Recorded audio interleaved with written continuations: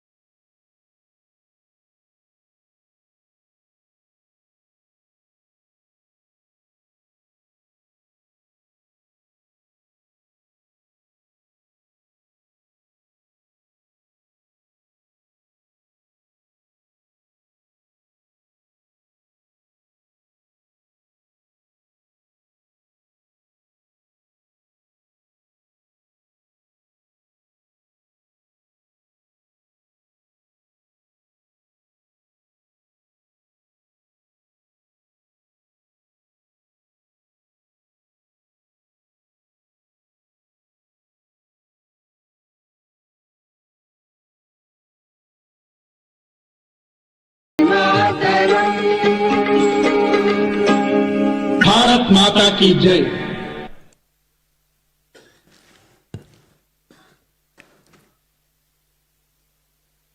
Question answers या प्रश्नोत्तर सत्र के लिए अब मैं आमंत्रित करूंगा कोंकण प्रांत के बौद्धिक प्रमुख श्री सुहास पोद्दार जी को।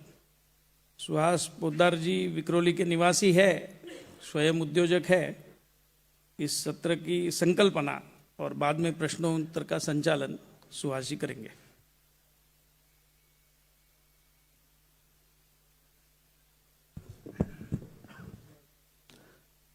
सभी को नमस्कार। संघ की 100 वर्षों की यात्रा नए क्षितिज कार्यक्रम में पधारे आप में से कुछ बंधुओं एवं बहनों ने संघ के प्रति जिज्ञासा दर्शाते हुए कुल 143 प्रश्न पूछे हैं और अनेक मौलिक सुझाव भी दिए हैं। इतनी बड़ी संख्या में आए हुए प्रश्नों से आपका संघ के प्रति स्नेह और संघ को जानने का कौतूहल प्रकट होता है। जो सुझाव आए हैं उन्हें हम बड़ी विनम्रता से स्वीकार करते हुए पूजनीय सरसंघ चालक जी तक पहुंचा दिए हैं। बड़ी मात्रा में आए हुए प्रश्नों को हमने उनके भाव और मर्मों को ध्यान में रखकर कुल 14 कैटेगरी में वर्गीकृत करके समाहित किया है। यानी 143 प्रश्न कहीं ना कहीं इन सभी में आए हुए हैं, उनके बिंदु आए हुए हैं। मैं आपके सामने प्रथम प्रश्नों की श्रेणी बताकर प्रश्नकर्ताओं के नाम और समाहित किए हुए प्रश्न पढ़ूंगा और उसके पश्चात पूजनीय सरसंघ चालक जी उन प्रश्नों का समाधान करेंगे। प्रश्नों की श्रृंखला में पहली श्रेणी है राष्ट्रीय स्वयंसेवक संघ संगठन तथा उसकी नीतियां, आरएसएस ऑर्गेनाइजेशन एंड पॉलिसीज। स्वाभाविक है कि संघ जानने हेतु आप यहां आपका अमूल्य समय देकर आए हैं, इसलिए इस श्रेणी में बहुत सारे प्रश्न तथा सुझाव हमें प्राप्त हुए। जिन्होंने इस श्रेणी में प्रश्न पूछे हैं वह प्रश्नकर्ता है अतुल खराटे जी, हरीश भिमानी जी, सारंग गोसावी जी, अनुराग त्रिपाठी जी, महेश रसाळ जी, प्रशांत खरखर जी, डॉक्टर सुलभा कोरे, प्रसाद काठे जी, डॉक्टर शिवाजी सरकार, डॉक्टर हरीश कोरी, अजित केसकर जी, आशीष शाह जी। इस श्रेणी में 2 प्रश्न आए हैं। इसमें से पहला प्रश्न, संघ के स्वयंसेवक हर परिस्थिति में कैसे कार्य करते हैं? समाज में संघ के बारे में अनेक भ्रम है, उन्हें कैसे दूर किया जाए? शाखा कार्य को समयानुसार बदलना आवश्यक लगता है क्या? नई पीढ़ी के लिए इंग्लिश भाषा को संघ पद्धति में समावेश करना चाहिए क्या? पूजनीय। तो परिस्थिति तो रहती ही है, अनुकूल रहेगी या प्रतिकूल रहेगी। परिस्थिति का विचार ज्यादा करने से फायदा नहीं है कुछ। हमको जो करना है उस परिस्थिति में कैसे करना है इसका विचार करना चाहिए, उपायों का विचार करना चाहिए। स्वयंसेवक ऐसे सोचता है ये हो रहा है, वो हो रहा है, वो ये कर रहा है, वो ये कर रहे हैं, सामने आपत्ति, पीछे आपत्ति, ऊपर आपत्ति, नीचे आपत्ति, मेरा सारा जीवन आपत्ति। इसे सोचने से कोई फायदा नहीं। हाँ है, परिस्थितियां है, उसका हिसाब किताब रखना। मुझे जो करना है उस परिस्थिति में मैं कैसे कर सकूंगा, क्योंकि आखिर परिस्थितियां तो आती और जाती। आज ऐसी है, कल वैसी थी और फिर दूसरे दिन बदल जाएगी। मैं तो वही हूं जो कल था, आज है और कल रहूंगा। तो मैंने इस परिस्थिति में काम करना है, वो कैसे करना चाहिए, ऐसा विचार जब होता है तो काम आगे बढ़ता है। संघ के स्वयंसेवक ऐसा ही विचार करते हैं। तो जहां घोर विरोध था वहां भी जाके अड़ गए, धीरे धीरे काम खड़ा हुआ, कहीं जल्दी हुआ, कहीं देर लगी। तो उन्होंने परिस्थिति का विचार नहीं किया, परिस्थिति का हिसाब किताब किया, मुझे उसमें कैसे काम करना चाहिए ये सोचकर काम किया। तो हर प्रकार की परिस्थिति में से रास्ता निकल आया, संघ का काम आगे बढ़ा। अब परिस्थिति ऐसी रहती है कि लोगों के मन में नया काम है तो भ्रम रहती ही है, भ्रम फैलाए भी जाते हैं। संघ के बारे में तो ये बहुत कुछ हुआ है, परंतु आखिर भ्रम की सत्ता तब तक चलती है जब तक सत्य सामने नहीं है। ज्ञानेश्वर महाराज की एक उक्ति है ना मराठी में, जववरी रे जववरी जंबूक करी गर्जना, जवरीनं देखिले पंचानना। जब तक शेर सामने नहीं आता तब तक सियार अपना चिल्लाते रहते हैं। इसे सत्य सामने आता है तो भ्रम अपने आप दूर हो जाते। तो कुछ तो जानकारी पहुंचाने में आजकल हम लोग लगे हैं। हमारा काम तो संस्कार का है, प्रचार का है नहीं। इसलिए प्रचार के क्षेत्र में हम पीछे रहे, क्योंकि प्रचार करते करते प्रचार करने वाले पर भी कुछ परिणाम होते हैं। प्रचार करेंगे तो प्रसिद्धि होगी, प्रसिद्धि होगी तो अहंकार बढ़ेगा। तो इससे बचना बहुत आवश्यक रहता है सार्वजनिक जीवन में। इसलिए प्रसिद्धि वर्षा के जैसे, जहां जितनी जब होनी चाहिए वहां उतनी तब हुई तो ठीक है, कम हुई तो भी खराब है, ज्यादा हुई तो भी खराब है। ऐसे प्रचार कार्य का करना, व्यक्ति का नहीं करना।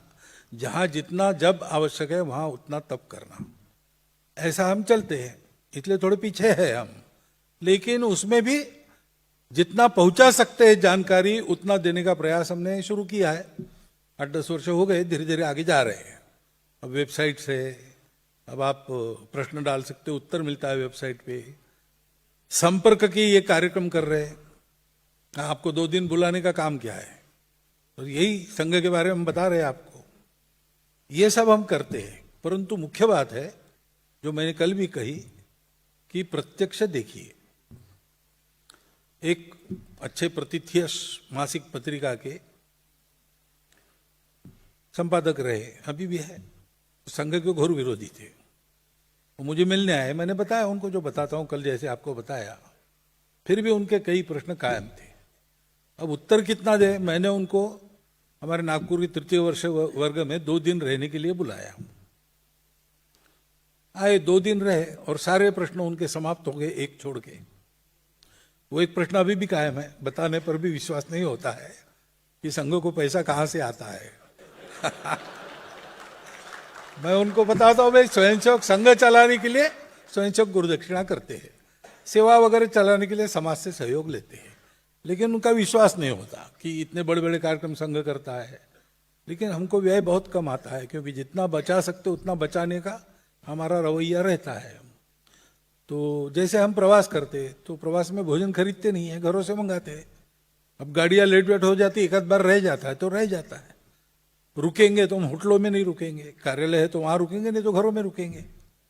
तो दिखता जो हो रहा है उसके पीछे जो नॉर्मल बजट है सोसाइटी का, उससे हमारा बजट बहुत कम रहता है। लेकिन उनका वो प्रश्न छोड़ के बाकी सब प्रश्न चले गए। तो हम ऐसा करते हैं, संघ अपने में लेके हम जाकर मिलते हैं और प्रत्यक्ष देखने से उनके भ्रम दूर हो जाते हैं। तो कल मेरा आह्वान भी यही था कि अंदर आके संघ को देखिए। कोई इतना बताने के बाद भी अपने प्रश्न कायम रहेंगे, ऐसा हो सकता है। लेकिन जब आप 1 चम्मच चीनी खा लेंगे तो चीनी मीठी है ये बताने की आवश्यकता नहीं रहेगी। अब अंग्रेजी भाषा संघ के पद्धति का अंग कभी नहीं बनेगी, क्योंकि वो भारतीय भाषा नहीं है। हमको भारतीय लोगों में काम करना है और वो आज हिंदी या अपनी मातृभाषा बोलकर अंग्रेजी में बात कर सकते हैं, लेकिन उनकी मातृभाषा बदलती नहीं। परंतु जहां अंग्रेजी आवश्यक है वहां हम उसका उपयोग करते हैं। कोई किसी भाषा से हमारा झगड़ा नहीं है। हम जो है वो हमको बने रहना है। हम अंग्रेजी ऐसी बोले कि अंग्रेज लोग हमारा भाषण सुनने के लिए टिकट खरीद कर उपस्थित रहे, ऐसी अंग्रेजी हमको आनी चाहिए। परंतु इसका मतलब हम अपनी मातृभाषा भूल जाए ये नहीं है, ये हमारा कहना है। इसलिए अभी बंगलोर में व्याख्यानमाला हुई, यही कार्यक्रम वहां हुआ। वहां अधिकांश तमिलनाडु, केरल, बंगलोर यानी कर्नाटक, आंध्र, 4-5 प्रांतों के लोग थे। उसमें से कई लोगों को न हिंदी आती है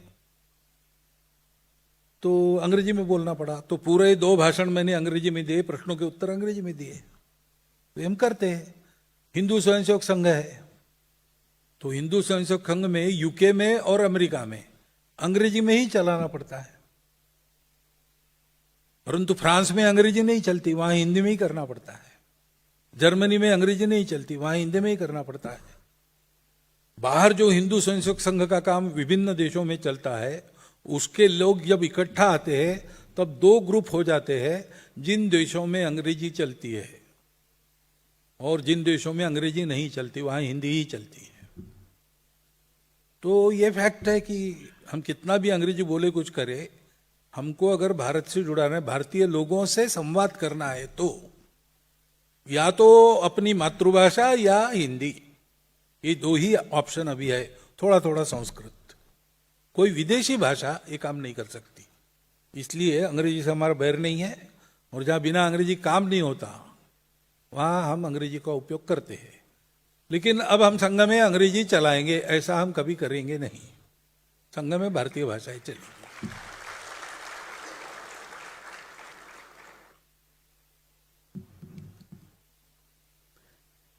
संघ के कार्य पद्धति समझने की दृष्टि से एक प्रश्नकर्ता ने प्रश्न पूछा है, संघ में पदाधिकारी की निवृत्ति कैसे तय होती है? उसका आगे का पक्ष बात है, आगे कभी SC ST समाज का कोई व्यक्ति सरसंघ चालक बन सकता है क्या?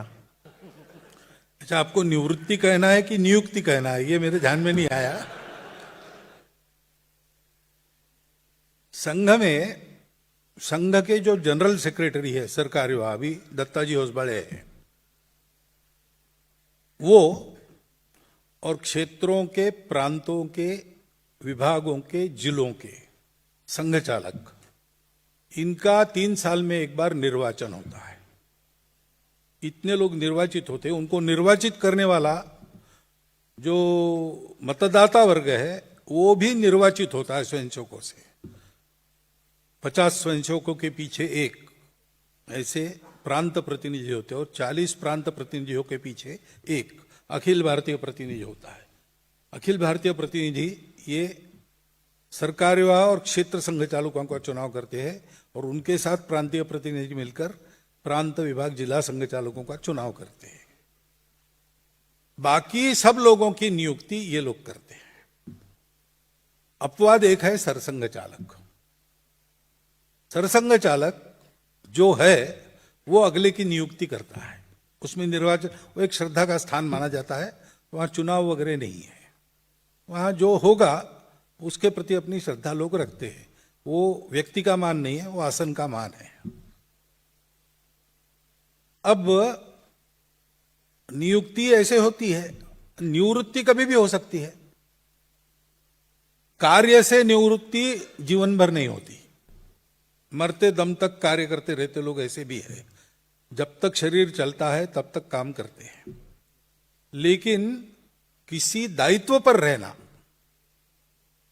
ये सामान्यतः ऐसा सोचते हैं हम कि 75 की आयु के बाद बिना दायित्व के काम करना चाहिए। इसको संघ की अनुमति मिलेगी तब होगा। जैसे मेरी बात है, मेरे 75 पूरे हो गए तो मैंने कार्यकर्ताओं को कहा कि हो गया भाई, अब तो आपको क्या हो गया है, घूम तो रहे आप, काम करो। और तो मैं रुक गया हूं, मैं यहां रहूं ये मेरी इच्छा नहीं है, कार्यकर्ता की रहती नहीं है। मैं यहां न रहूं ये भी मेरा ऑप्शन नहीं है, संघ का ऑप्शन है। तो संघ जब कहेगा तब दायित्व से निवृत्ति, कार्य से निवृत्ति नहीं। दायित्व से निवृत्त होने के बाद भी संघ का काम तो मित्रता जोड़ना, अपने उदाहरण से सिखाना होने के कारण जीवन भर काम चलते रहता है। सक्रियता भी, शरीर की सक्रियता तब तक बनी रहती है। और निवृत्ति की कोई निश्चित पद्धति नहीं है। निवृत्तम में जब कोई व्यक्ति कहता है कि मुझे होना है तो क्या कारण है वगैरह देखकर जितना हो सकता है, यानी आखिरी बूंद चूस लेने तक उसको हम निवृत्त नहीं होने देते, ऐसा है। और निवृत्त करना पड़े किसी को, ऐसा समय अभी तक आया नहीं। वो न आए ऐसी इच्छा है। बाकी संघ का सरसंघ चालक कौन बने, तो कोई ब्राह्मण संघ का सरसंघ चालक नहीं बन सकता, कोई क्षत्रिय वैश्य शूद्र नहीं बन सकता, जो हिंदू है वही बनेगा।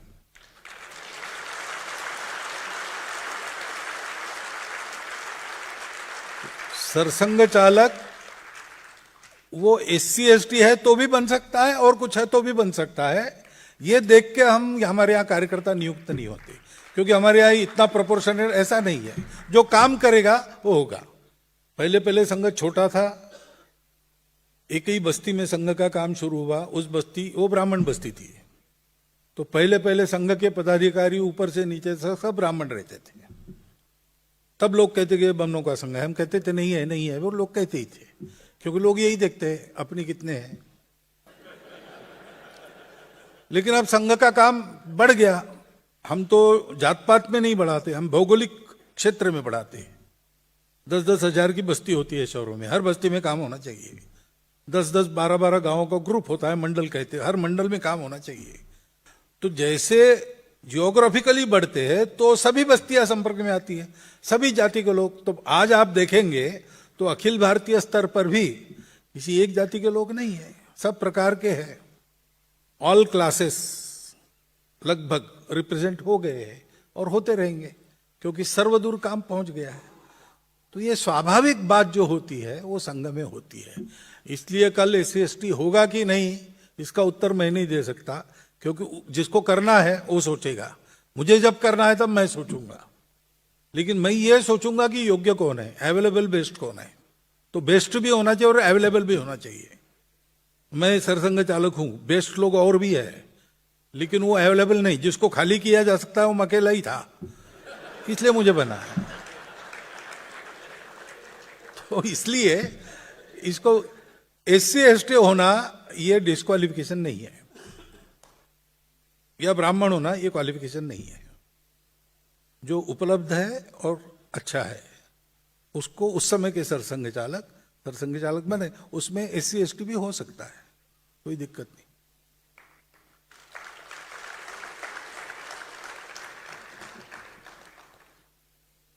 प्रश्न है, मुस्लिम समाज में जाने वाले स्वयंसेवक विरोध के बीच कैसे काम कर रहे हैं? देखिए, कोई भी बात दो तरफा चली तो फलती है। आपने विरोध किया और मैंने भी विरोध शुरू किया तो विरोध चलेगा। तथागत बुद्ध को बहुत एक आए थे कोई, उन्होंने कोसा जैसे तैसे, वो शांत थे, कुछ बोले नहीं। तो कहा मैं इतना आपको कोस रहा हूं लेकिन आप गुस्सा भी नहीं होते। तो कहा भाई मैंने तुमको एक आधी बात दी और तुमने नहीं ली तो किसके पास रहेगी? तो बोले तो आपके पास रहेगी। तो वैसे तुमने इतनी सारी गालियां दी, मैंने ली नहीं, तो गुस्सा होने का कारण क्या? तो काम जहां करना है वहां जब स्वयंसेवक जाते हैं तो वो सब बातों की तैयारी रखते हैं और ये जानते हैं कि विरोध करने वाले भी अपने ही है। देखिए, पहले प्रतिबंधक बाद अन्याय प्रतिबंध था, झूठा आरोप लाद कर फालतू ही बंद रखा था। बहुत सारे अन्याय हुए, लेकिन पूजनीय गुरुजी ने प्रतिबंध हटने के बाद अपने प्रवास में एक बात कही कि गलती से कभी कभी दांतों के बीच जबान आ जाती है, कट जाती है, इसलिए कोई अपने दांत नहीं तोड़ता। तो जो हुआ सो हुआ, अपना ही समाज है। इमरजेंसी के बाद पूजनीय बड़ा साहब ने कहा फॉरगेट एंड फॉरगिव, क्योंकि जो भी है ये समाज अपना है और इसलिए इन बातों की हम चिंता करते नहीं। ये जब लोगों के ध्यान में आता है, पहले तो खूब विरोध होता है, मारपीट भी होती है, गाली गलौज भी होती है, लेकिन जब ये ध्यान में आता है कि हमारे तरफ से तो भरपूर हुआ लेकिन इन्होंने कुछ लिया ही नहीं, तो फिर वो बात सुनते हैं। सुनने के बाद उसकी पड़ताल करते हैं। पड़ताल करने के बाद उनको लगता है कि थोड़ा दम तो है इनके बात में, थोड़ा पास जाना चाहिए। ऐसा करते करते वो हमारे बन जाते हैं। ये हमारी प्रक्रिया है। ऐसे ही हम सब जगह काम करते हैं। स्वयंसेवक मुसलमानों में कुछ तो कर रहे काम, वो ऐसे ही काम करते हैं। दूसरी श्रेणी है राष्ट्रीय परिदृश्य, अर्थात भारत नेशनल सिनारियो। इसमें 2 प्रश्न हैं। प्रश्नकर्ता है कुलदीप जैन जी, विवेक नायक जी, दीपक बिरेवार जी। प्रश्न, समाज में आज भी भाषा के आधार पर भेदभाव और हिंसा दिखाई देती है, इसे कैसे दूर करना? भ्रष्टाचार को समाज और व्यवस्था से कैसे दूर करें और संघ उसके लिए क्या प्रयास कर रहा है? ऐसा है कि पूरे समाज को देखा जाए जगह जगह पर, मुंबई सहित, तो कि समाज में भाषा के आधार पर भेदभाव है ऐसा नहीं है। ये तरह तरह की बातें उभाड़ी जाती है, तब कुछ लोगों से हो जाता है। लेकिन सब मराठी लोग तलवार लेके बाहर आए और सब अन्य भाषी लोग भाले लेके बाहर आए, ऐसा नहीं है। ये सब चल रहा था तब भी अपने आपस में व्यवहार चल ही रहे थे, दोस्ती चल ही रही थी। तो एक लोकलाइज बीमारी है, उसको सार्वजनिक नहीं करना, ऐसा नहीं मानना कि वो फैली, वो नहीं फैले इसकी चिंता करना, होता है, इतना बड़ा समाज है, हर एक आदमी के बिहेवियर की गारंटी कोई नहीं ले सकता, और बातों को उबाड़ने वाली शक्तियां हैं, वो अपना काम करती है। राजनीति चलती है तो उसमें स्वार्थ के कारण भी ये बातें होती है, हो जाती है, उसको फैलने नहीं देना, उसके जख्म नहीं होने देना, हुए तो मरहम पट्टी करना, जल्दी से जल्दी उसको मिटा देना। और बाकी समाज ने ध्यान में रखना कि ये बातें फैले नहीं, लोकलाइज रहे, जहां है वहां जिनकी है उनकी उनके तक सीमित रहे, ये आम बात न बन जाए। इसके लिए हम सब लोगों ने मिलते रहना चाहिए, भाषा भाषी लोगों के घर में जाना चाहिए, उनको अपने घर में बुलाना चाहिए, सुख दुख में भागदौड़ करनी चाहिए।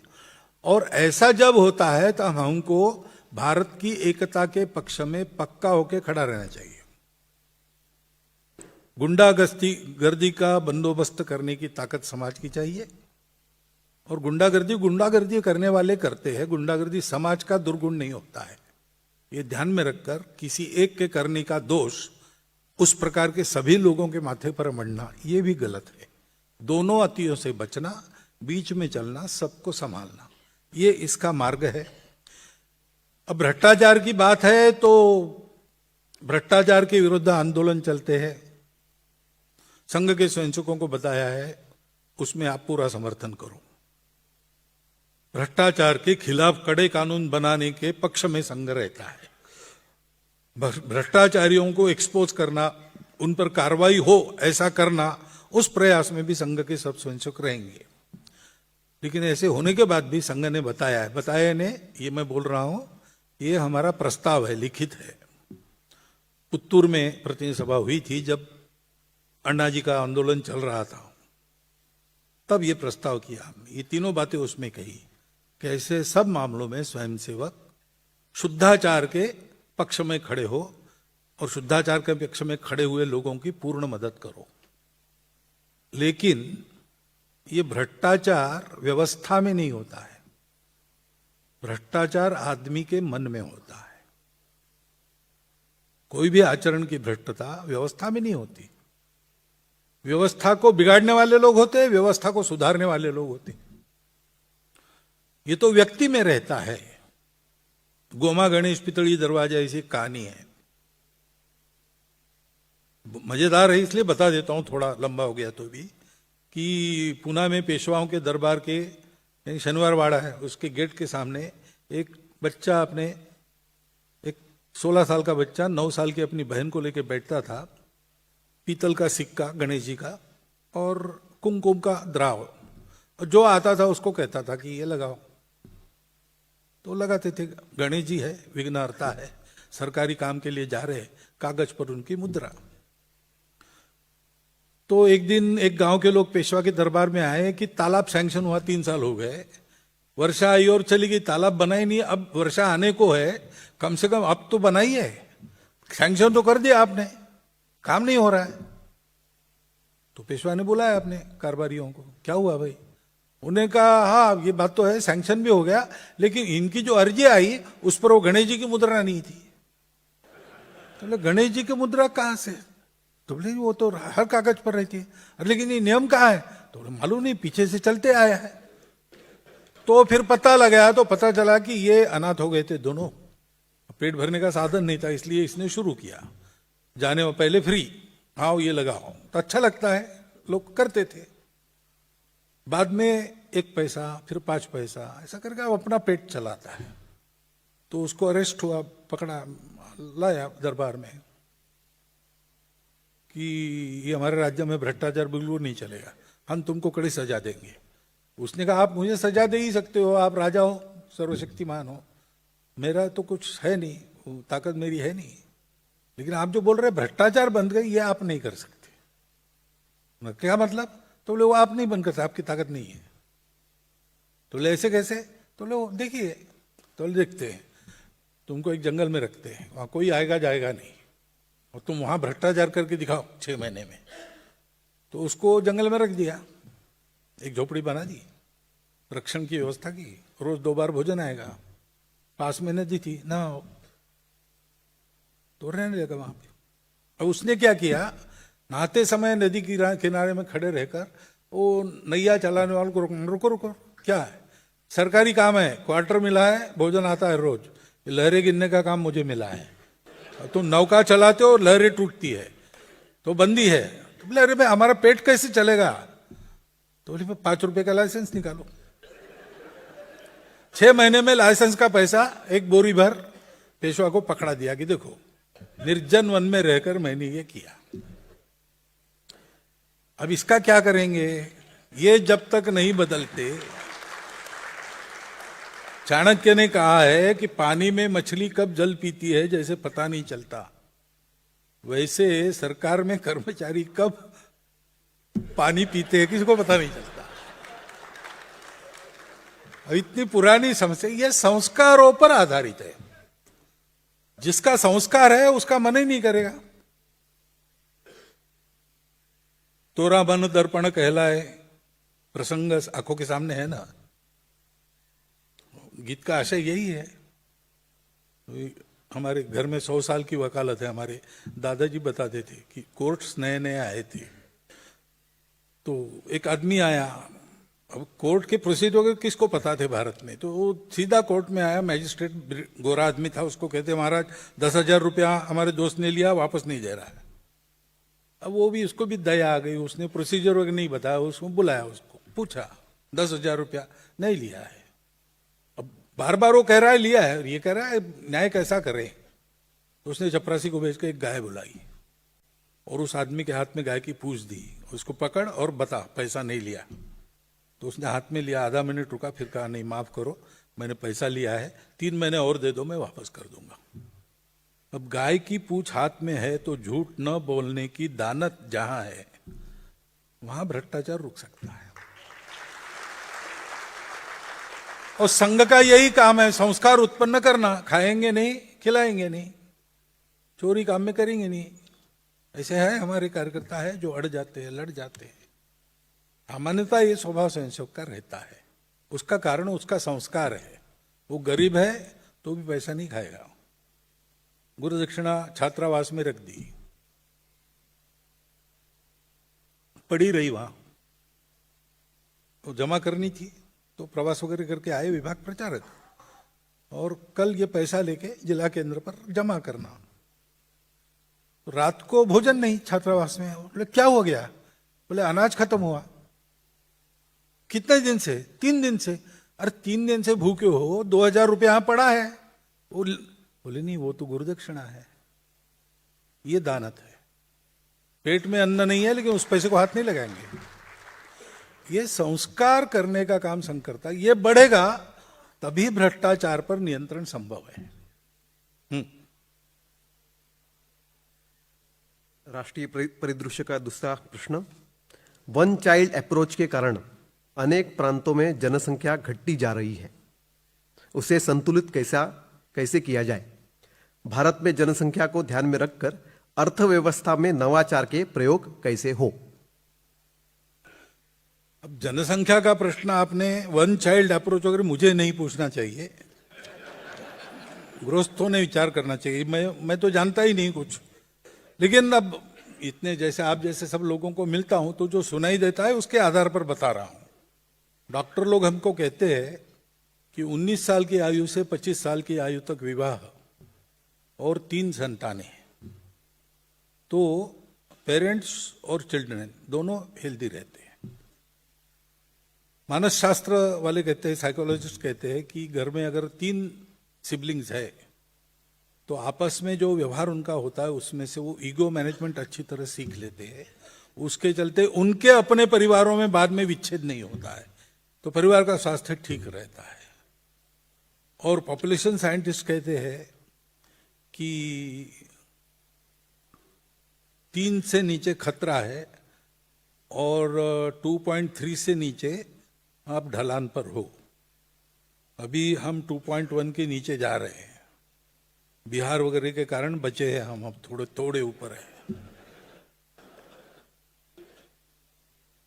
तो बहुत से देशों ने ये प्रयास करके 2.5 के नीचे जाने के बाद फिर से 3 से ऊपर अपने पॉपुलेशन को लाया, और देश की पॉपुलेशन पॉलिसी कहती है 2.1।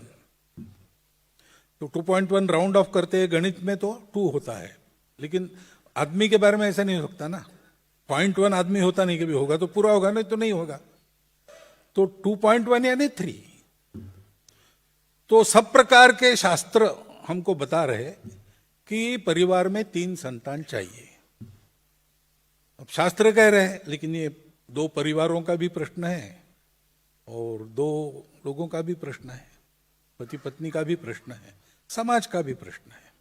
इसका ठीक से विचार करके कुछ करना चाहिए।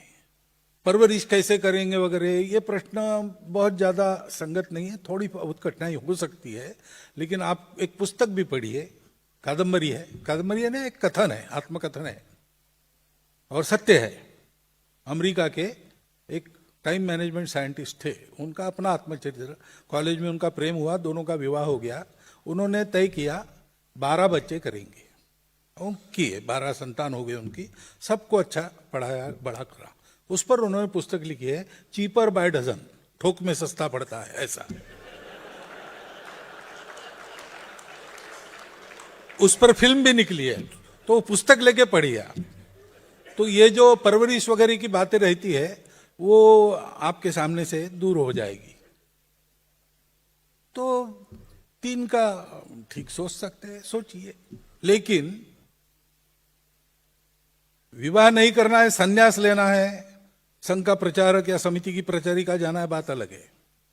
लेकिन अगर विवाह करना है तो विवाह केवल 2 लोगों के शारीरिक संबंध की बात नहीं है। विवाह समाज का जो यूनिट है, फैमिली, उसको उत्पन्न करने वाला उपकरण है और संस्कार है। तो विवाह करना और जिम्मेवारी नहीं लेना, ये नहीं होना चाहिए। विवाह करना चाहिए, जिम्मेदारी के साथ उसको निभाना चाहिए। दोनों ने अपने आसाद जन्म की बात करते हैं, वो परस्पर का रिश्ता निभाने की बात है। परिवार में क्या रहना चाहिए, कैसा रहना चाहिए, इसका है, वो गृहस्थाश्रम निभाने की बात है। और सामाजिक कर्तव्य निभाने की बात में ये बात आती है। परंतु संतुलन के, असंतुलन के और 2 कारण हैं। और ये जो बर्थ रेट वाली बात है, वो आखिरी है, तीसरा है। पहला है कन्वर्शन। तो हमारे यहां तो मत स्वातंत्र्य है, आपका भगवान आप चुन सकते हैं, और आप खुद चुनते हो तो उस पर कोई हाथ नहीं उठा सकता, ऑब्जेक्शन नहीं ले सकता। रेवरेंड नारायण वामन टिळक थे, कोकणस्थ ब्राह्मण थे, लेकिन उनको लगा कि ईसा मसीह का रास्ता मेरे लिए ठीक है, तो वो ईसाई बन गए। उनके पत्नी को लगा नहीं, तो हिंदू रह गई। उनके पुत्र देवदत्त टिळक, वो भी हिंदू ही थे। परिवार में विच्छेद वगैरह नहीं हुआ, परिवार था ही। ये बात अलग है कि जब रेवरेंड नारायण वामन टिळक चर्च में तुकाराम महाराज के अभंग गाने लगे, तब उनको बाहर कर दिया, वो बात अलग है। लेकिन वो ईसाई बने तो बन सकते हैं, कोई उसमें। वो एक प्रसिद्ध कवि थे, कवि, हम पाठ्यपुस्तकों में उनकी कविताएं याद करते थे। उनकी योग्यता है ही, वो आदरणीय भी है, सम्माननीय है, और देशवासी के नाते हमारे प्रेम के विषय भी है।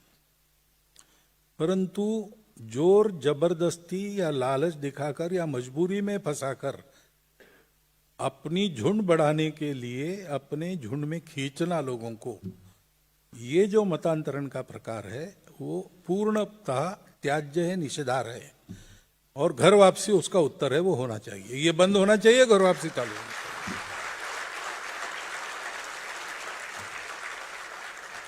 जो आना चाहते हैं उनको घर वापसी में जबरदस्ती नहीं होती, जो आना चाहते हैं उनके लिए रास्ता बनाते हैं, वो एक कारण है। और इसलिए ऐसा मतांतरण बंद हो, और जो ऐसे गए और जिनको वापस आना है उनको लेने की व्यवस्था हो। दूसरी बात है घुसपैठ। अब घुसपैठ के मामले में सरकार को बहुत कुछ करना है, डिटेक्ट और डिपोर्ट, ये उनको करना है। अब तक होता नहीं था, अब थोड़ा थोड़ा शुरू हुआ है, धीरे धीरे बढ़ेगा। सेंसस होगा या SIR हो रहा है, उसमें ऐसे कई लोग सामने आ जाते कि जिनका नहीं, यहाँ के नागरिक नहीं है, वो अपने आप कट जाते उस प्रोसेस से, ये भी होता है। परंतु हम लोग एक बात कर सकते, डिटेक्शन का काम हम कर सकते। जो आते हैं उनकी भाषा से ध्यान में आता है, हम उनको डिटेक्ट करें, योग्य अधिकारियों के पास रिपोर्ट दे दे, पुलिस को बता दे कि भाई हमको लगता है कि विदेशी, आप जांच पड़ताल कीजिए और नजर रखिए, हम भी नजर रखेंगे। और हम रोजगार किसी विदेशी को नहीं देंगे, जो अपने देश का है, मुसलमान भी हो, अपने देश का है तो देंगे, विदेशी को नहीं देंगे। ये हम कर सकते, ये करना चाहिए। थोड़ा आंखें खोल के, अवेयर होके आप देखिए आसपास, तो आपको अपने कर्मचारियों में भी, छोटे काम करने वालों में भी बहुत सारे लोग ये मिल जाएंगे। हिंदू समाज के लोगों ने ये छोटे काम छोड़ दिए धीरे धीरे, सब लोग बड़ी नौकरियों के पीछे भाग रहे हैं। इसका परिणाम है कि वहां कोई नहीं है तो इनका रोजगार वहां पक्का हो जाता है। तो किसी का रोजगार नहीं मारना है, लेकिन सब प्रकार के कामों में अपने लोग चाहिए। और जो अपने आप को हिंदू नहीं कहते वो भी है, तो भी वो इस देश के है तो उनको काम मिले। ये हम कर सकते हैं, वो करना चाहिए। ये दो कारण हैं। और अर्थव्यवस्था में नवाचार की, जहां तक हमारी जनसंख्या बहुत ज्यादा है, इसलिए हमको जो भी करना है प्रगति में, वो रोजगार उत्पादक होना चाहिए, रोजगार के लिए मारक नहीं होना चाहिए। तो नई टेक्नोलॉजी आ रही, एआई वगैरह जैसी, उसका परिणाम रोजगार कम होने में न हो, इसके लिए क्या करना? टेक्नोलॉजी तो आएगी, स्पर्धा के लिए हमको उसका मास्टर बन के उसका उपयोग तो करना पड़ेगा। एआई आने नहीं देंगे, ये नहीं हम कह सकते। एआई आएगा, उसका उपयोग हम ऐसा करेंगे कि बिना रोजगार को धक्का लगाए हमारा चलेगा। इसलिए मैंने जो बात कही कल या आज ही कही पहले संवाद में, कि मास प्रोडक्शन है, बड़ी बड़ी कंपनियां, हमारी भी एमएनसी में स्पर्धा चलती है, भारतीय कंपनियां भी चाहिए तो वो चलेगी, परंतु हमारा जोर होना चाहिए मास प्रोडक्शन के बजाय प्रोडक्शन बाय मासेस पर। तो हजारों जगह एक प्रकार का उत्पादन हो तो हमारे देश में वो सस्ता हो जाएगा, तो भाव की होड़ नहीं चलेगी, क्वालिटी की होड़ चलेगी। और क्वालिटी का उत्पादन हमारे यहां होगा तो हमारे माल की खपत बाहर भी बढ़ेगी। वो होना चाहिए। और अधिक लोगों को रोजगार मिले ऐसी मानवीय तकनीकी, या जो तकनीकी आती है उसको वैसा बनाकर हमने उपयोग करना चाहिए। ये अगर हमने किया, और उसके लिए दूसरी बात, अपने हाथ से काम करने पर प्रोत्साहन देना और अपने हाथ से काम करने वालों की प्रतिष्ठा बढ़ाना, जो आज नहीं है। आपके पास अगर 2 लाख रुपया है तो आपकी एक कीमत है। 2 लाख रुपया जेब में है आपके, लोग बोले बड़ा आदमी है। 2 लाख रुपया आप क्या करेंगे? खाएंगे? क्या करते हैं रुपए से? कुछ नहीं, आप खरीदेंगे ना, खाने के लिए चावल गेहूं खरीदेंगे। 2 लाख रुपए का चावल जिसके पास है उसकी प्रतिष्ठा वो नहीं है। जो निरुपयोगी धन है आपका, उसकी प्रतिष्ठा है। वो धन जिसके कारण उपयोगी बनता है उसकी प्रतिष्ठा नहीं है। तो ये हाथ से काम करने वालों की प्रतिष्ठा। किसान खेती करता है, खेती करने के लिए जवान लड़का तैयार है, उसके पास नए नए उपाय है, पुराने अपने तंत्र को भी जानता है, लेकिन वो खेती करेगा तो उसको लड़की नहीं मिलेगी विवाह के लिए। कैसे होगा? ये सब ठीक करना पड़ेगा। ये केवल तंत्र की व्यवस्था की, सरकार की बात नहीं है। हम सब लोगों को अपने मेंटल मेकअप में सुधार करना पड़ेगा, तब ये रोजगार बढ़ेंगे। अपने यहां हाथ ज्यादा है, उनको काम चाहिए। खाली दिमाग शैतान के घर हो जाते, फिर नक्सलवाद बढ़ता है, फिर शहरों में हिंसा बढ़ती है, महिलाओं के प्रति अत्याचार के मामले सामने आते हैं। खाली हाथों को काम मिले, इस प्रकार का अर्थतंत्र अपना और इस प्रकार का मन अपना, हाथ से काम करने के वाले की प्रतिष्ठा। नौकरी के पीछे सब भाग रहे, ऐसा नहीं होने देना। ये सब हमको करना पड़ेगा, तब वो विकेंद्रित अर्थव्यवस्था अच्छी तरह से चल सकेगी। आज का यह कार्यक्रम मुंबई में हो रहा है। मुंबई देश की आर्थिक राजधानी है, इसके कारण इकोनॉमी रिलेटेड क्वेश्चन आना अति स्वाभाविक है। लेकिन आप प्रश्न सुनेंगे तो ध्यान में आ जाएगा कि हमारे में से बंधु ग्रामीण क्षेत्र की अर्थव्यवस्था, महिलाओं के उद्योग के बारे में भी चिंता करते हैं, ऐसे आपको ध्यान में आ जाएगा। तो प्रश्नकर्ता है अरुण रास्ते जी, अरविंद तेलकीकर जी, विवेक नायक जी, कैप्टन सुबोध वर्मा जी, संजय कालुखे जी, सतीश पराष्टेकर जी। 3 उपप्रश्न है, उसमें से कुछ का उत्तर अभी पूजनीय सरसंघ चालक जी ने दिया है, फिर भी मैं यहाँ पढ़ रहा हूँ। कृषि प्रधान देश में युवा वर्ग की कृषि में सहभागिता कैसे बढ़ाए, कृषि पुनर्जीवन कैसे हो, कृषि एवं किसानों को प्रतिष्ठा कैसे प्राप्त हो, ग्रामीण क्षेत्रों में विकास के लिए संघ क्या कर रहा है, कुछ प्रांतों में किसान आत्महत्या आज भी हो रही है, उसे रोकने के क्या प्रयास किए जाए, पारंपरिक व्यवसाय और महिला उद्योगों को बढ़ावा देने के लिए केंद्र और राज्य सरकारों को क्या करना चाहिए। और एक उपप्रश्न है, भारत की जीडीपी ऊपर जा रही है परंतु रुपया डॉलर के मुकाबले नीचे जा रहा है, आपके अनुसार क्या यह सही है? तो ग्रामीण क्षेत्रों के विकास के लिए ग्राम विकास की एक पूरी गतिविधि चलती है, संघ के स्वयंसेवक लगे हैं और उनके प्रयासों से पूरे भारतवर्ष में 5000 गांवों में अब विकास की बात शुरू हुई है, ऐसा देखने को मिलता है। और 350 तक के गांव दिखाने लायक हो गए हैं। यहां गांव ने इकट्ठा के अपने भेदों को भूलकर गांव के लिए अपने बलबूते प्रयास करके गांव को ऊपर उठाया है। आर्थिक दृष्टि से, कृषि की दृष्टि से, संस्कारों की दृष्टि से, व्यसन मुक्ति की दृष्टि से, समरसता की दृष्टि से, ऐसे अनेक पहलू है। उन पहलुओं में कैसा होना चाहिए, ये पूरे भारतवर्ष में सब प्रांतों में मिलकर एक 350 गांवों में आज हम दिखा सकते हैं। और भी ये बढ़ेगा, इस क्षेत्र में काम करने वाले अन्य संस्थाओं से मिलकर भी हम काम कर रहे हैं। तो जैसे अक्षय कृषि परिवार है, या हमारे यहाँ कनेरी के महाराज साहब है, उनके द्वारा काम चलते हैं। ऐसे अन्य अन्य जगह जो इसी क्षेत्र में काम करने वाले लोग हैं, उनको साथ लेकर ये सारा चलता है। खेती का खर्चा कम लगे, लागत कम लगे, इसलिए अपनी परंपरागत तंत्र के आधार पर तंत्र की तुलना की जाए तो 10,000 साल से हमारी खेती हो रही है, हमारी जमीन आज भी देती है। पश्चिम के तंत्र से 500 साल खेती के बाद जमीन ऊसर हो गई, ऐसे अनेक उदाहरण देश में। तो ये पहचान कर आज के आधुनिक तंत्र में जो कुछ लेने लायक है वो सारा लेकर, लेकिन जैविक आधार पर खेती करने से खेती की लागत कम हो जाती है, किसान के पास अपना पेस्टिसाइड, अपनी खाद रहती है, बीज भी अपना वो रखता है, तो अपना मालिक बन जाता है, वो गुलाम नहीं बनता। उसको किसी कृषि उत्पन्न बाजार सोसाइटी में कर्जा लेने के लिए जाना नहीं पड़ता। ऐसे भी अनेक प्रयोग हम भी कर रहे हैं, अन्य लोग भी कर रहे हैं। पूरे देश में ये प्रयोग है, बहुत अच्छे चल रहे हैं। एक उदाहरण मैं देता हूं, ऐसे 1000 है। गोपाल शाही नाम के एक किसान है, बिहार में जो मूल प्यूसा इंस्टीट्यूट है उसके पास उनका गांव है, 7 एकड़ की उनकी खेती है, ऊपर के पानी पर चलने वाली। और 7 एकड़ में उन्होंने अपनी जो परंपरागत जैविक खेती, मिक्स्ड क्रॉप्स, साथ में पशुपालन, मछली पालन, ये सब जोड़ के ऐसी खेती की।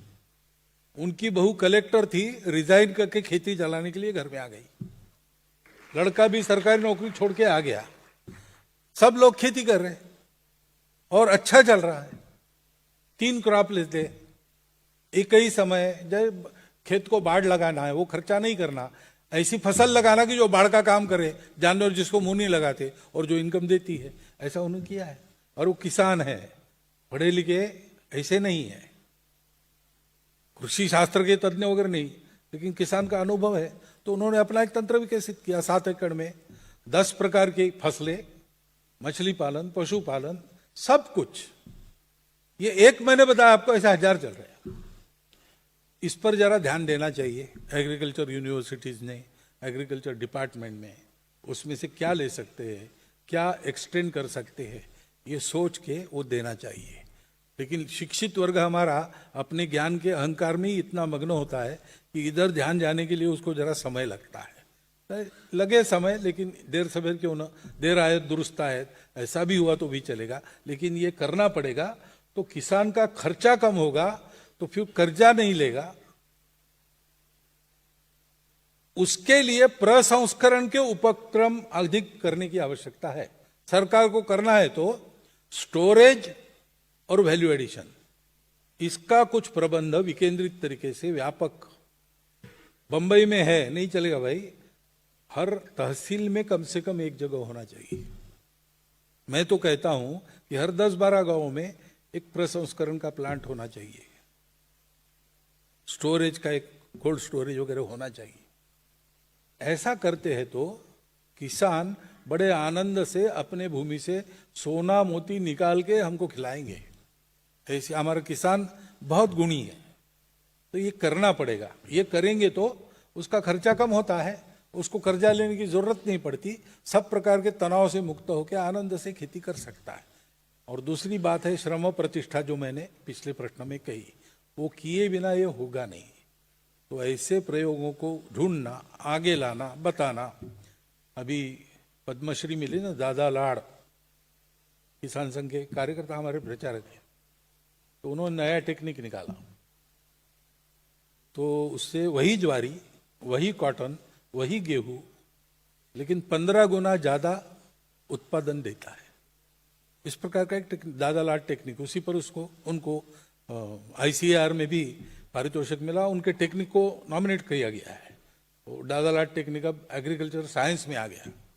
ऐसे प्रयोग करने वाले बहुत लोग हैं, उनको प्रोत्साहन मिलना, किसानों को खेती के लिए सम्मानित करना, किसान घरों में लड़कियां देना, लड़कियों ने जाना, ये सब करना पड़ेगा, तब ये बातें होगी। पारंपरिक व्यवसाय और महिला उद्योगों को बढ़ावा देने वाले प्रयास तो चल रहे हैं। जैसे एक जिला एक उत्पाद, ऐसा एक चलता है। उस जिले का जो विशेष उत्पाद है वो तो कारीगरी ही है, वहां की है, लोकल है बिल्कुल, और छोटे छोटे लोग भी करते हैं। तो राज्य सरकार की उसके ओर से उसको पुरस्कृत किया जाता है और उसका मार्केटिंग किया जाता है। या सहकार भारती जैसे संगठन दुकान शुरू करता है, सिंपली देसी। तो ये छोटे छोटे लोग जो बनाते हैं उसको एक्सपोर्ट मार्केट में बहुत अच्छा भाव मिलता है, तो वो उनके लिए मार्केट उपलब्ध करा देते हैं। ऐसे उपक्रम होने चाहिए।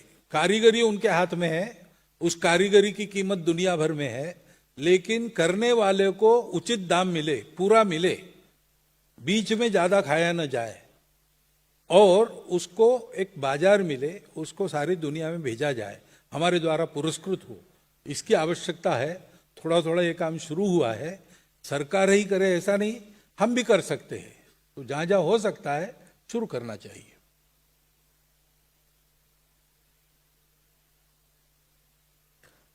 हमारे बीच बैठे गणमान्य व्यक्ति राष्ट्र की भी चिंता करते हैं ऐसे आने वाले प्रश्नों के बाबत। हाँ, GDP का। ओ, तो GDP का और रुपए की कीमत का कितना संबंध है मुझे मालूम नहीं। GDP तो एक्सपोर्ट इंपोर्ट देखता है, रुपए की कीमत तो किसी भी देश के चलन की कीमत एक्सपोर्ट इंपोर्ट के रेशो पर निर्भर करती है, आर्थिक स्थिति पर निर्भर करती है। लेकिन GDP अपनी पूरी आर्थिक स्थिति ठीक से बताता है ऐसा नहीं है, वो एक इम्परफेक्ट क्राइटेरिया है, उसको परफेक्शन में लाना अपना काम है। अभी वो पूरा ये नहीं करता है। वास्तव में हमारी आर्थिक स्थिति उससे क्योंकि GDP में जो कैलकुलेबल है, टेंजिबल है, उतना ही गिना जाता है। पाश्चात्य देशों में बाजार से कैंस खरीदते हैं, घर में गर्म करके खाते हैं, ऐसा होता है। तो उसकी खरीदी बिक्री GDP में कैलकुलेट होती है।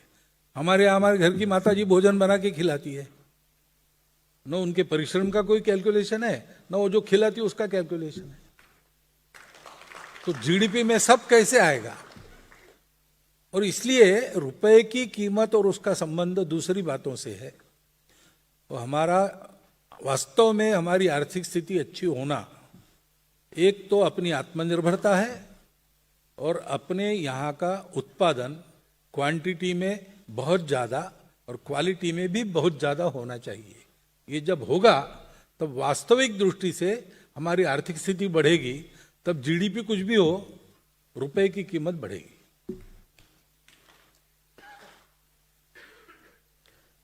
तो नेशनल सिक्योरिटी की चिंता करने वाले प्रश्न करता है दिनकर देशपांडे जी, डॉक्टर प्रकाश वैद्य जी, विवेक नायक जी, डॉक्टर अभय पाटिल, अनूप कुमार पाल जी, मधुकर गावित जी, प्रसाद काठी जी।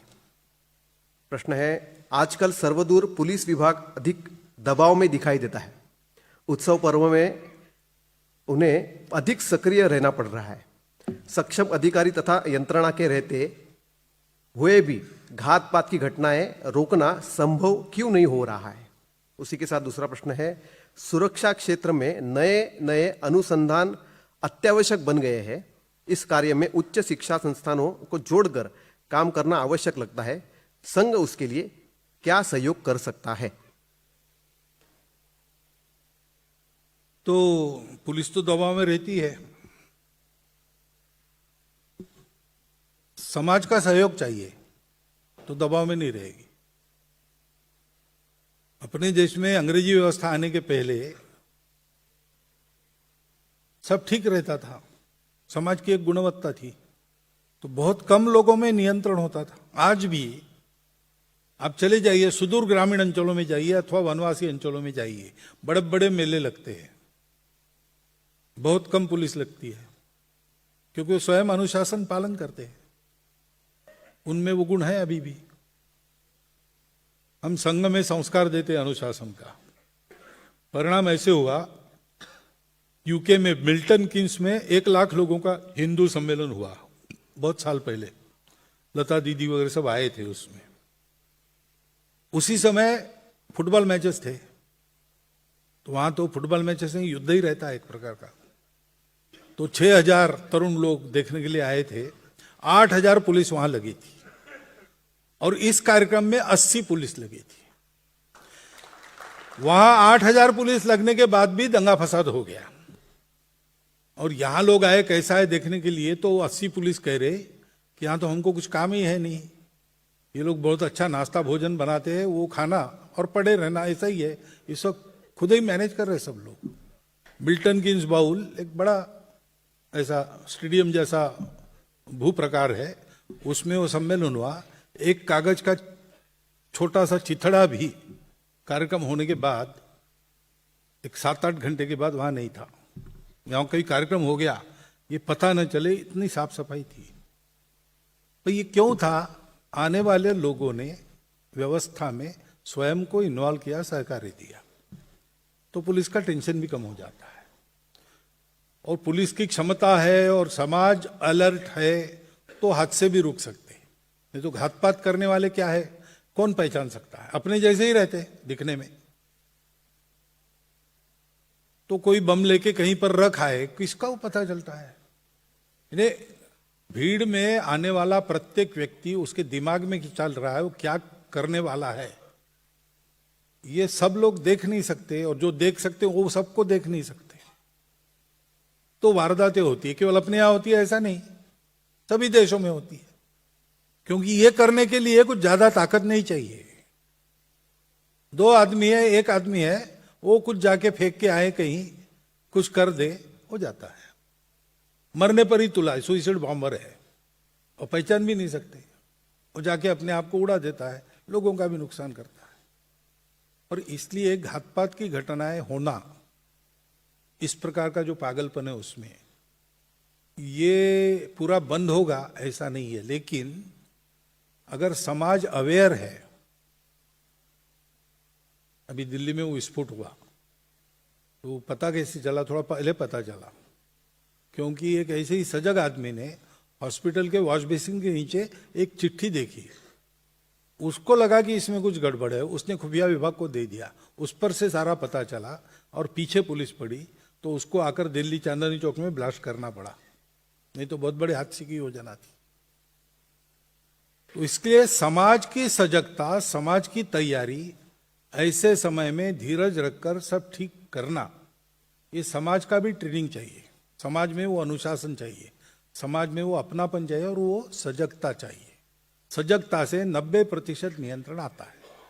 बाकी 10% भगवान की मर्जी, जब जो होना है तब तो होता है। लेकिन व्यवस्था के पक्केपन के साथ साथ समाज का भी पक्कापन आवश्यक है, तब ये सारे काम ठीक होते हैं। और नए अनुसंधान जहां कहीं चल रहे उसमें संघ कुछ सहयोग कर सकता है तो संघ जरूर कहेगा। सहयोग का मतलब आप ये करते कि हमने अनुसंधान किया है, थोड़ा सा डिफेंस मिनिस्ट्री में या होम मिनिस्ट्री में बता दो, तो बता देने तक तो हम करेंगे, आगे हम नहीं जा सकते, क्योंकि सरकार, जो लोग सरकार में है वही चलाते हैं, हम लोग नहीं चलाते। बैक सीट ड्राइविंग हम नहीं करते। अच्छी बातें पता चली, उपयोगी बातें पता चली, हमारे संयोजक वहां बैठे नहीं होते तो भी जो भी बैठे हैं उन तक हमारे संपर्क है तो हम पहुंचा देते हैं। उतना भर हम कर सकते हैं, लेकिन और कोई सहयोग हम अपने बलबूते कर सकते हैं तो हम जरूर करेंगे। इसी श्रेणी का दूसरा प्रश्न है, पड़ोसी देशों में जो प्रसंग खड़े हुए, उदाहरणार्थ बांग्लादेश, वह देखते हुए हमें हमारे देश में मध्यवर्ती सुरक्षा बल निर्माण करना आवश्यक लगता है क्या? एक प्रश्न पहले उत्तर में आया है, वो अवैध घुसपैठी का था, वो छोड़कर और एक दूसरा प्रश्न पढ़ रहा हूं। भारत विरोधी शक्तियां 2047 में भारत विभाजन स्वप्न साकार करने का उल्लेख करते दिखाई दे रहे हैं, क्या उसे रोक पाना संभव है? अब एक बात ध्यान में रखिए कि ये मध्यवर्ती सुरक्षा बल वगैरह उपयोगी हो सकता है, लेकिन अगर समाज में वो बात नहीं है तो वो उपयोगी नहीं होगा। समाज की सुरक्षा, समाज की तैयारी, ये सबसे बड़ी आवश्यक बात है। बांग्लादेश में जो घटना हुई, बांग्लादेश में अब भी 1.25 करोड़ हिंदू है, अगर एक हो जाते हैं तो वहां की राजनीति का उपयोग अपने भलाई के लिए कर सकते हैं, अपनी सुरक्षा के लिए कर सकते हैं, लेकिन एक होना पड़ेगा। सौभाग्य है इस बार उन्होंने तय किया कि हम भागेंगे नहीं, हम वहीं रहेंगे और लड़ेंगे। ये तो तय किया, अब लड़ेंगे तो फिर उनको एक होना आवश्यक रहेगा। वो जितना जल्दी हो जाएंगे, बांग्लादेश में आज जितनी भी संख्या है उसके साथ वो अपनी स्थिति को बहुत अच्छा और बना सकते हैं। ऐसा बनने में हम अपनी मर्यादा में यहां रहकर जो कुछ कर सकते हैं, या दुनिया भर के हिंदू अपने अपने जगह पर जो कुछ कर सकते हैं, वो सब उनके लिए होगा, इतनी गारंटी मैं दे सकता हूं। लेकिन पहले समाज का बल खड़ा होना चाहिए वहां की। तो ये जहां है वहां ऐसे बल की आवश्यकता नहीं होती, और ये जहां नहीं है वहां ऐसा बल होने पर भी उपयोग नहीं होता। अपने देश में पहले से ही बहुत सारे बल है, अभी सबके नाम याद करना भी एकदम कठिन हो जाता है।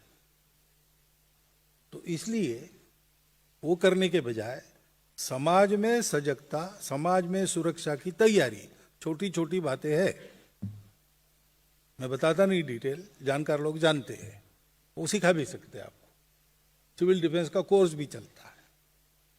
ये सब अगर ठीक रहे और हम में थोड़ा ये रहे, मलाकाय तैसे, ऐसा नहीं मुझे क्या पड़ी है, ऐसा नहीं भाई, जो कुछ होता है मुझे भी पड़ी है, क्योंकि मुझ पर पड़ने वाली है, मैंने देखा नहीं। तो ये ध्यान में रखकर, सजग रहकर, सक्रिय रहकर समाज चले तैयारी के साथ, तो ये सब ठीक हम कर सकते हैं और किसी बल की आवश्यकता मुझे नहीं लगती। बाकी जनसंख्या के बारे में मैंने बताया, 3 कारण है प्रायोरिटी से, मतांतरण, घुसपैठ और फिर बर्थ रेट। सरकार विफल है वगैरह, ऐसा सरकार ने प्रयास ही अब तक नहीं किया था। 3-4 वर्ष पहले तक कोई विशेष प्रयास हुआ नहीं था। 3-4 वर्षों से प्रयास चल रहे और धीरे धीरे वो आगे बढ़ रहे, तो वो विफल नहीं होंगे ऐसा हमको लगता है। हम लेकिन कोऑपरेटिव रहे तो सब ठीक होगा। अब आप 247 में भारत विभाजन का डर पालने के बजाय 247 के में अखंड भारत के उदय की कल्पना करो।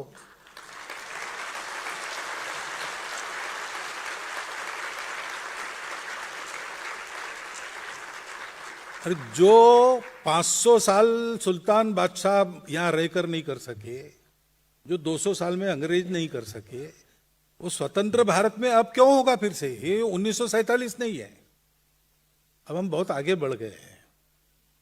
अब भारत को तोड़ने वाले टूट जाएंगे, भारत जुड़ जाएगा। ये होगा और ये हम करके रहेंगे। ये संकल्प आप मन में मजबूत बनाओ तो कुछ ये जो सपने देख रहे, दुस्वप्न देख रहे हैं, उनके मंसूबे कभी सफल नहीं होंगे। हम सब लोग हैं, हम ये होने नहीं देंगे, ऐसा सोचना। रिलीजन्स और कास्ट इश्यूज में प्रश्न करता है जसपाल भासीन जी, जितेंद्र सिंह चड्ढा जी। प्रश्न है, हिंदू सिख एकता के लिए आपके विचार क्या है?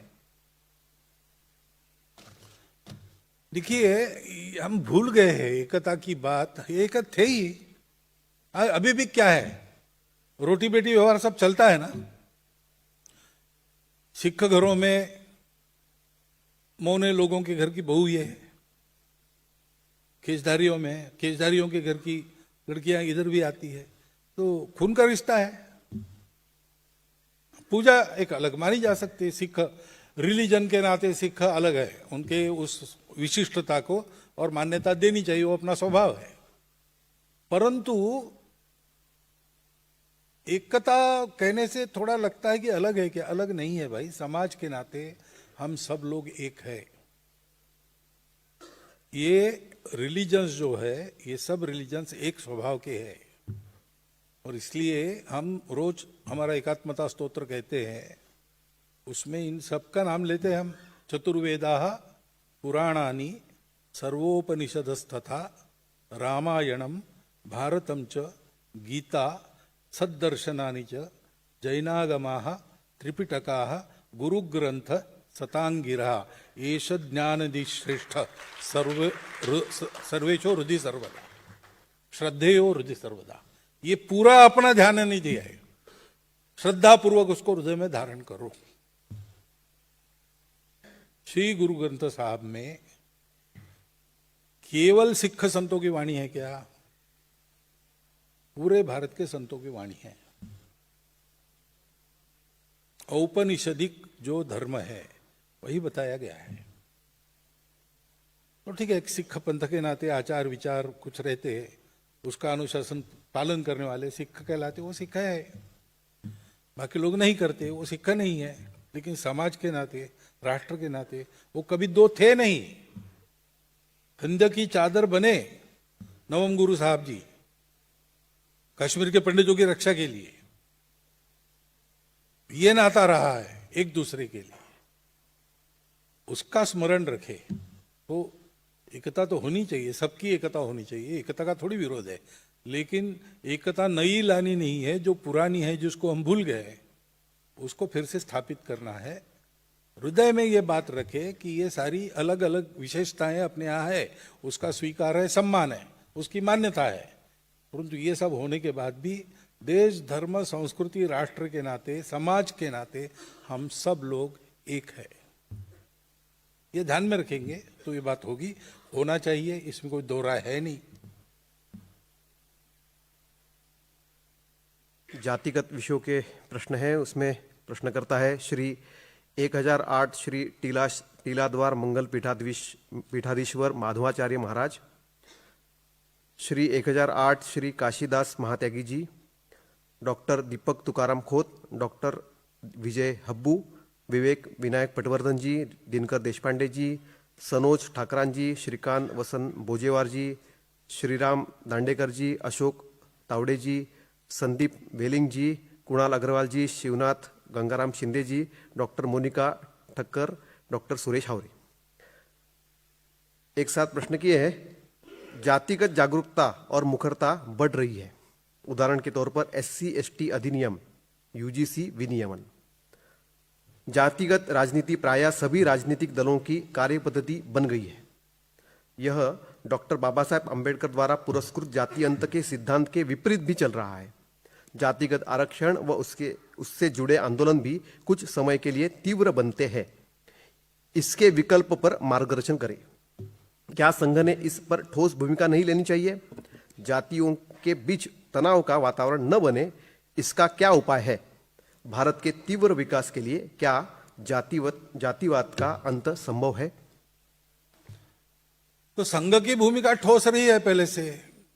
पूना में वसंत व्याख्यान माला में हमारे तीसरे सरसंघचालक पूजनीय बाला साहब देवरे जी का भाषण हुआ था, उसकी पुस्तिका है सामाजिक समरसता और हिंदू संगठन। तो फिर से स्थानीय कार्यकर्ताओं के द्वारा उसको मंगा लीजिए, पढ़ लीजिए, वो संघ की ठोस भूमिका है। संविधान सम्मत जितने आरक्षण हैं उन सबको उनके जन्म से संघ का समर्थन रहा है। जब तक जातिगत भेदभाव की भावना जाती नहीं और जातिगत भेदभाव की घटनाएं थमती नहीं, तब तक वो आरक्षण लागू रहना चाहिए। और वो थम गई ऐसा जो उनके शिकार है उनको लगना चाहिए कि अब वो भेद नहीं रहा, अब इसकी जरूरत नहीं। और ये हो रहा है, लोग ऐसे कह रहे हैं कि अब हमको मिल गया, अब हमको नहीं चाहिए, और जो जरूरतमंद है उनको दो, ये कहने की प्रक्रिया शुरू हो गई है। लेकिन जब तक वो कहते नहीं कि अब जरूरत नहीं, तब तक चालू रहना चाहिए, ऐसा पक्का हमने कहा है। जातिगत भेदभाव ये जो है बात, तो उस भेदभाव के लिए जो जो कारण है वो सब जाने चाहिए। It should go out lock stock and barrel, ये स्पष्ट वाक्य है उसमें। हमने इस पर बहुत ठोस भूमिका ली है और हमको ये भी पता है, और आप भी जानो, कि व्यवस्था नियम से ठीक होने वाली ये बात नहीं है। कानून से ये बात ठीक होने वाली नहीं है। ये बात ठीक होगी केवल सद्भावना और केवल सद्भावना से। अपने समाज में कुछ हुआ, चलो जो हुआ बीत गया, लेकिन उसका परिणाम ये हुआ कि एक वर्ग गड्ढे में है, एक वर्ग ऊपर। अभी भी बदला नहीं है ये सब होने के बाद भी, क्योंकि वो प्रामाणिकता नहीं है। तो जिनके लिए प्रावधान किए गए वो अभी भी गड्ढे में ही है, जो दबंग है वो सब ले गए, ऐसा हो गया। तो जब तक ये है तब तक समाज आगे नहीं बढ़ेगा। एक समाज के हम अंग है, एक पैर और हाथ लूला है, तो शरीर स्वस्थ कहलाएगा क्या और आगे बढ़ेगा क्या?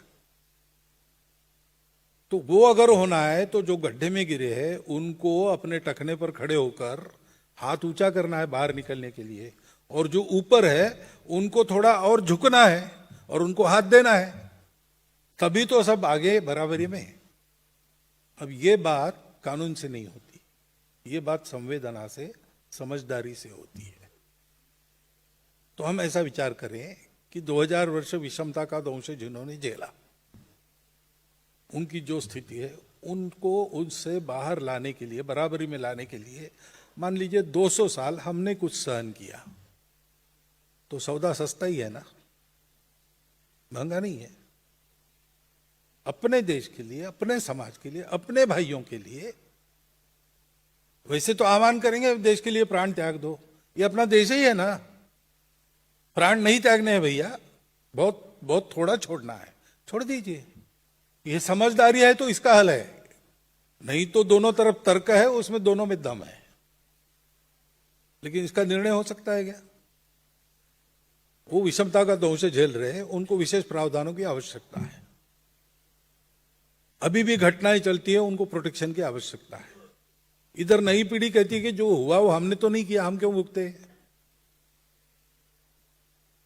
और फिर जो घटनाएं को लिए नियम आप बनाते हो उसका दुरुपयोग भी होता है, ये भी सत्य है। अब इसका हल क्या है? दोनों तरफ का व्यवहार बदल जाए। व्यवहार क्यों बदलेगा? क्योंकि हम एक दूसरे के हैं। हमको आपस में झगड़ा नहीं करना है, हमको सब बातों को ठीक करना है। उसके लिए कुछ लेना है, कुछ देना है, वो सब हम करेंगे, लेकिन पूरा समाज एक बनकर आगे बढ़ेगा। ये सद्भावना जब तक जागती नहीं तब तक इसका इलाज नहीं, वही हमको करना पड़ेगा।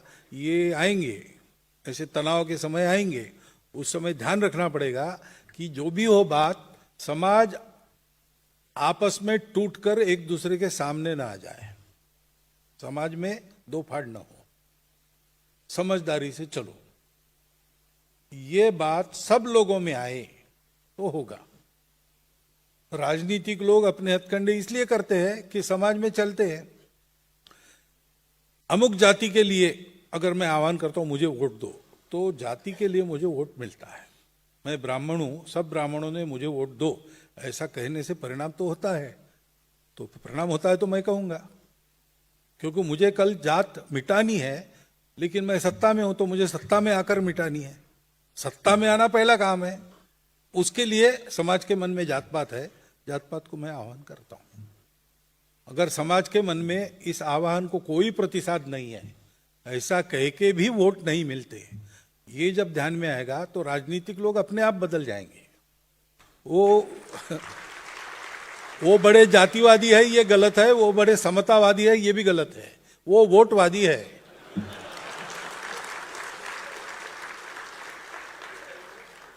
तो हमारा मतदाता सुबुद्ध हो, वैसे छोटी छोटी बातों पर भड़क कर एक तरफ न जाए, संयम का व्यवहार करे, अपना समाज मानकर व्यवहार करे, सद्भावना से चले।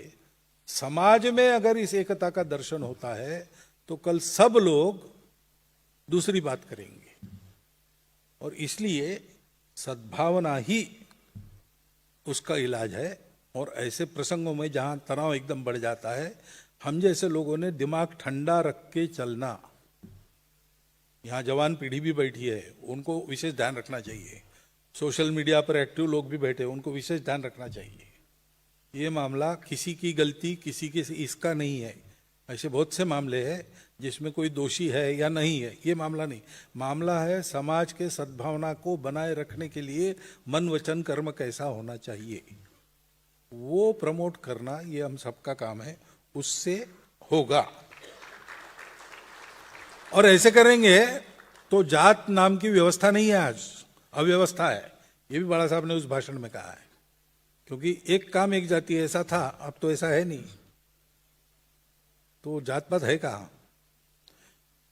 स्वार्थों के लिए और राजनीति के लिए है। इन्हें प्राण चले गए हैं, लाश हम ढो रहे हैं। तो जा रही उसको ठीक से उसको जाए करके पीटने की आवश्यकता नहीं, वो जाएगी, ठीक से जाए, जाते जाते नुकसान न करे, इतना हमको देखना है। जातिवाद का अंग संभव है, बस ये एक परिवर्तन आ जाए सद्भावना का, तो जाति भी चली जाएगी।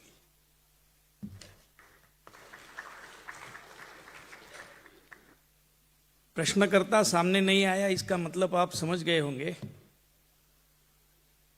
इस सत्र के प्रश्नोत्तर अब यहां समाप्त करेंगे, बचे हुए प्रश्न अगले सत्र में लेंगे। 30 मिनट का बायो ब्रेक है।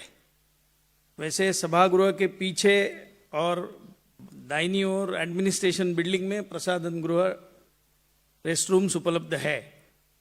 वैसे योजना से ये बायो ब्रेक है, फिर भी जिनको चाय कॉफी की अत्यंत आवश्यकता है, ऐसे बंधु भगिनियों के लिए 2 जगह पर वेंडिंग मशीन्स उपलब्ध है। एक जहां पर वहां पीएफ एरिया है, जहां से हम सभागृह में प्रवेश करते हैं, वहां पर एक, और एडमिनिस्ट्रेटिव बिल्डिंग में एक, तो उसका उपयोग हम कर सकते हैं।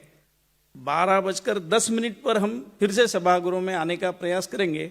12:15 बजे आखिरी सत्र प्रारंभ होगा। धन्यवाद।